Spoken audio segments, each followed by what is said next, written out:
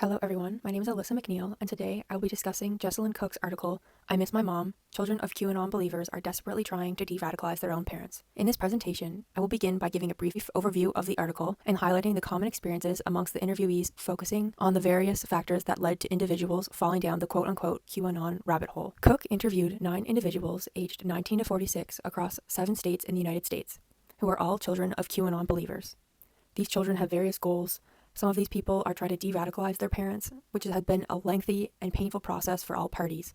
Some have made the hard choice to give up attempting to help them, having felt they were already too far gone down the rabbit hole. And some others have made the decision to cut off their parents for their own well-being. Some common experiences amongst interviewees are 1. Every single one of the children expressed that they felt alone and that they had no one and nowhere to turn to for support and resources. Many expressed a desire to help their family members and understand where they are coming from, but struggled greatly to find any answers. For example, Kara initially had no idea what QAnon was or why her mother was wholeheartedly believed conspiracies that the Pope was a hologram. But Kara eventually found a Reddit post explaining QAnon and other people who could relate to her situation on a forum on Reddit. Almost all of the interviewees said that they had attempted to dispute these QAnon claims and conspiracies their parents believed using reputable sources, but all reported that it was simply a losing battle, as it just reinforced their QAnon beliefs, as they have all been conditioned by QAnon so much that arguments against their beliefs simply reinforce them more and more. For example, Sabrina thought that the best thing she could do for her mother was to debunk the misinformation that she was sharing with her, but it always backfired and turned into vicious arguments between the two. Another example is that all of the interviewees reported that their parents' involvement has significantly harmed their parents in one way or another. For example, Daniel shared how QAnon had become such an integral part of his mother's identity, as she has spent so much time, energy, and years of her life dedicated to it. Kara also discussed how her mother had stopped taking care of herself after becoming involved with QAnon, spending all of her time glued to her phone and no longer cooking or seeing her family. Kara noted that she had gained weight and her marriage was falling apart as well. Elena's mother had fallen deeper and deeper into debt because of QAnon, as she was convinced by one of the QAnon conspiracies that a new program would forgive all of her debt soon. All of the interviewees also reported having strained relationships with their parents because of their involvement with QAnon, specifically noting that they had lost their parents in one way or another. For example, Sabrina's parents both began sharing QAnon conspiracies, and she did her best to debunk and refute the information, but it led to countless arguments and ultimately escalated so far that Sabrina's parents kicked her out of the house and haven't spoken to her for months. Another example is how Larry noted that when Joe Biden was inaugurated, his father berated his family for being happy that Kamala Harris had become the first female vice president. Ultimately, this led to all of them leaving the house to get away from him. Eric also expressed how his mother's obsession with QAnon came to an ultimatum between her family or QAnon. Ultimately, Eric's mother chose to isolate herself, leading to her having no relationship with her children or her grandchildren. In the article, all of the interviewees discuss their parents' fall into the QAnon community. Contrary to the media's assumptions that only unintelligent and uneducated people fall into the QAnon rabbit hole, Cook highlights how this can actually happen to anyone and for a variety of reasons. The first is through fear and confusion.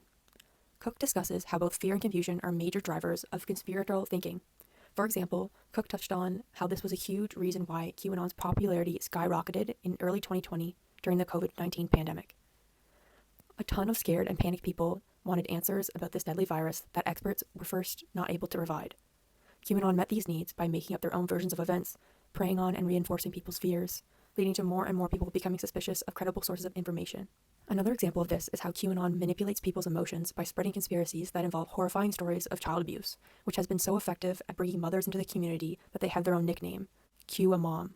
The second is through religion, more specifically Christianity. An example of this is 42-year-old Kat, whose family was very religious growing up, and her mother became even more religious after marrying her conservative husband. Her husband encouraged her to listen to alt-right conspiracy videos and radio shows, which ultimately led to her involvement in QAnon.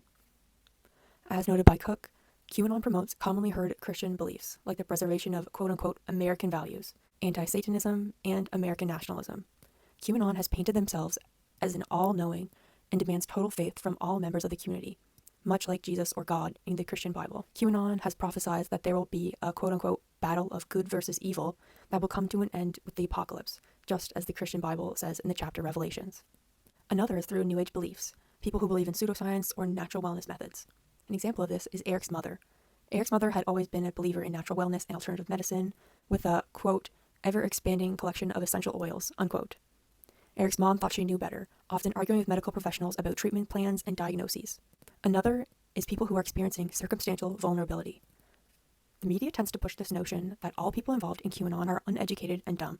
For example, in a Politico article, politician Sean Maloney said of the Republican Party, quote, "They can do QAnon or they can do college-educated voters. They cannot do both," unquote. This suggested that only uneducated people have fallen into the QAnon community. But, as exhibited in Kara's mother's story, a person's circumstantial vulnerability is a huge factor to their involvement. Kara's mother is a college-educated woman and has worked in the healthcare sector for decades. But after her mother and sister both passed away, Kara's mother was very vulnerable, as she was hurting, lonely, and in need of a distraction. Because her family unit broke down, she was looking for a new group of people, and during the pandemic, turned this search online, where the QAnon community welcomed her with open arms. Another factor is how QAnon is convincing people that their rights have been infringed upon. The countless conspiracy theories that the media is lying to people, that Big Pharma is trying to hurt them, that Democrats are cheating them, and so on. And it also pushes that they must do something about this. This leads to people becoming more involved with the QAnon community, reading more and interacting more with their content, all taking them even further down the rabbit hole.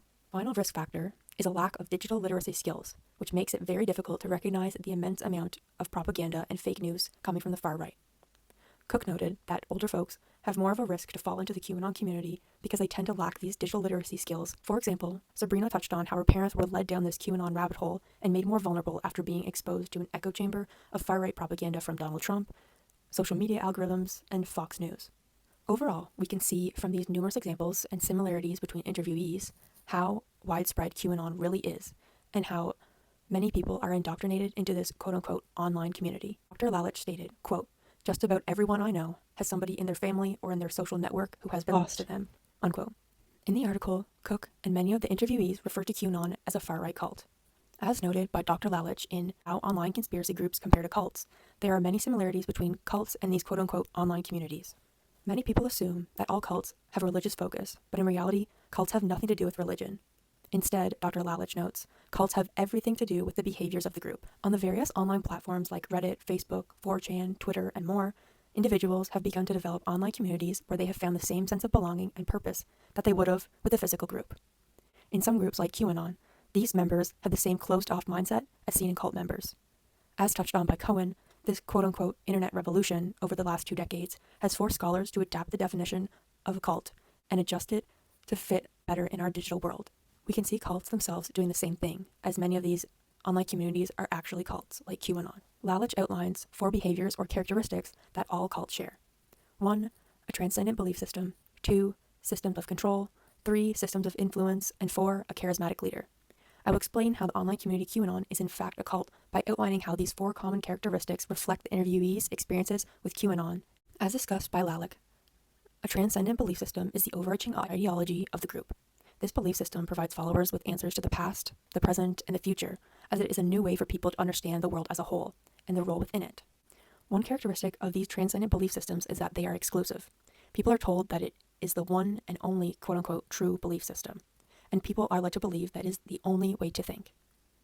Another is that it is also inclusive, as in that when you are part of that, you feel like you're a member of the elite, that you're special, and that other people who aren't part of it have something wrong with them. One example of this is how Elena's mother sends her messages worried about how Elena's been brainwashed by the left wing and that she hopes she will soon realize the quote-unquote truth, aka believe what is coming from QAnon. Lalich also notes that in cults, the re-socialization process is an essential part of the transcendent belief system. This is where a person's sense of morality is changed to take on the morality or immorality of the cult leader, ultimately leading to an us versus them mentality that takes over. As a result, people do things that they have never done before, things that in any other context they would never do. Storm the Capitol, physically assault people, be fearful of a vaccine, attend a demonstration and berate people, and so on. The second is systems of control. Lalich describes these systems of control as the overt, obvious rules and regulations of the group or community that a person must follow. For example, in some cults, you may be told where to live, who to live with, what to eat, what to wear, what to do with your day, and more. This all works to strip a person of their individuality and instead make them synonymous with all of the other members. In QAnon, people are expected to speak and act in a certain manner, using slogans like WWG1WGA, which stands for Where We Go, One, We Go All, which Eric's mom wrote on their Christmas cards, or the hashtag Save the Children, which Sam's mother continues to post on social media over and over again. Followers of QAnon like other cults, also wear clothing to identify with the community and share their beliefs. Examples of this are Make America Great Again hats, QAnon branded t-shirts, and a lot more. The third characteristic is systems of influence. These are the more covert or subtle manipulations of a person's emotions, like shame, fear, and guilt. For example, QAnon has had many conspiracies that focus on the mistreatment of children, claiming that the quote-unquote deep state is preying on children and doing horrific things to them. This manipulates parents and people like Elena's mother, who are truly saddened, terrified, angered, and disgusted by these stories, because they wholeheartedly think that they are true. And because of this, they delve deeper into the QAnon rabbit hole, looking to help and share this information with other people who care. Dr. Lalick touches on how one significant part of the systems of influence in cults is the peer pressure by other members to quote-unquote do what's right, share the truth, and take action, leading to more and more people getting involved. Degree. Chanting slogans at rallies and demonstrations is another one of these systems of influence, because it is what Dr. Lalick calls a high arousal technique. This means that it gets the followers excited and pumped up, and when a person is excited, their critical thinking shuts down. When this happens, a person is not able to question what they are being told or evaluate what they are doing. They are just going along with the crowd. If mass hysteria sets in, all followers are chanting the same thing, reaffirming their loyalty and feelings of belongingness. This us versus them mentality. Cults are closed, self-sealing systems where their own beliefs are reinforced by an echo chamber of propaganda that in the end come from the same source. This is especially dangerous when it comes to these quote-unquote online communities, because social media algorithms are very aggressive and can easily be manipulated by those looking to spread misinformation. This is especially dangerous for people who lack digital literacy skills, as when you click on something like the common QAnon hashtag wake up, very soon after something else related pops up, and then when you click on that, more content reinforcing these beliefs comes up, and it keeps going. People get led down these paths without realizing it.